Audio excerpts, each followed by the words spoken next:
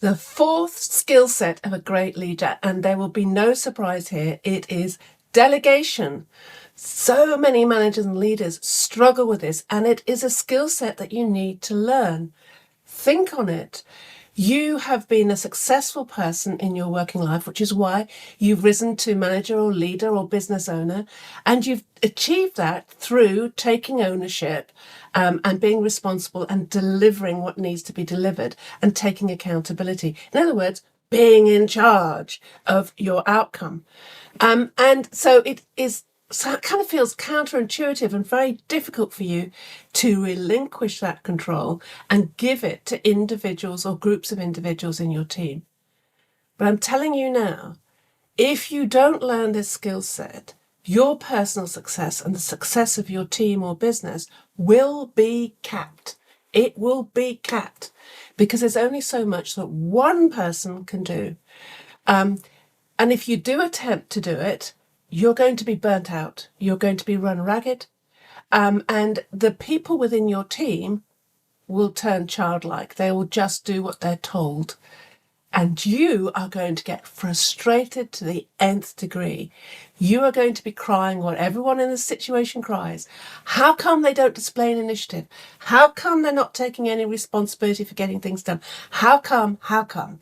And the answer is, because you're not letting them, because you still have control. And so delegation is a word that actually covers devolving power and decision making to individuals in your team. Scary. Now, it's something that you need to train your staff to do. I wouldn't suggest that you go and delegate a really business sensitive, crucial task to individuals in your team. No. Let's start small. And let's build the capability within your team. Because as you need to change in order to have delegation and in order to give accountability and that decision-making authority to individuals in your team, they have to change too. The two of you are going to be changing together. And change takes time. So we can start small. So what's included in this skill set is communication skills, obviously, and the management of meetings. Because we can start with the management of meetings. And we can start with small stuff. Because proper delegation takes trust from both sides. Both sides need to have trust. So we start small, we delegate small things, and we give authority and we give permission, and we devolve that power. Sam, you make the decision on that. What we want as the outcome. You make the decision on how we achieve it. So you start small and you build it. Now, proper delegation is a front-end investment. You put a lot of work in the beginning for the return to come for years. The return's going to come back in years. And, you've got to communicate very clearly here about what the outcomes are, the importance of it, the parameters of the decision making, their responsibility, the resources they may need, and you need to make sure those resources are available to them, and all that kind of thing. You need to really plan it, communicate it, and be around a bit just to check in with people at the beginning. But as I say, once you get into this, you are going to have people displaying personal ownership, personal accountability, and initiative, because they own it. You have given them ownership of this task, and they are in charge of making the decision about how it's carried out, what to do next, how to plan it, and all that kind of thing.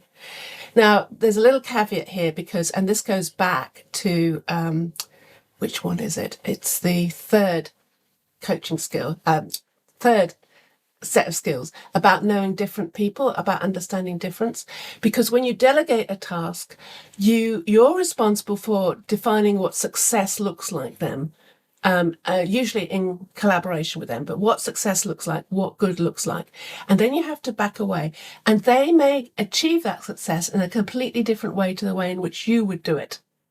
because they come with a different personality. They come with their own set of networks and contacts. They come with their own skills, talents, information, training, goodness knows what.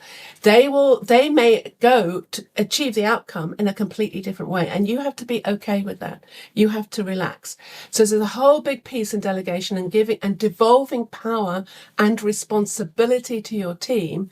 There's a whole big piece here about being very clear on what you want, communicating that, applying the coaching skills that we talked about in the earlier sets, understanding different personality types that we talked about in the earlier sets, and a letting go and a relaxation and letting them get on with it. Now, of course, you'll set milestones and check in. That's all part of it because things can change and, whatever. But delegation, your team, your business will not grow without it. You cannot do it all. You have to develop the skill set of hiring people who are experts at their thing. You have no expertise in it, but they're experts at their thing, and you delegate and set the task that you want them to complete and apply their expertise to. That's how you grow. And there's a big skill set in here, but a vital one. Now, if there's someone who needs to hear this message themselves, please feel free to share this video onto them. If you want to learn more about all these skill sets that I've been referring to, then hit subscribe because more is coming. And I've got 2 more skill sets to go. There's 6 in total. I've got 2 more skill sets to go. And I hope you're beginning to see how they sort of overlap and lay over one another. You need all 6 in order to be a great leader and get the business results that are available for you, that are sitting on the table for you and your team to achieve and pick up. Take care now. Bye.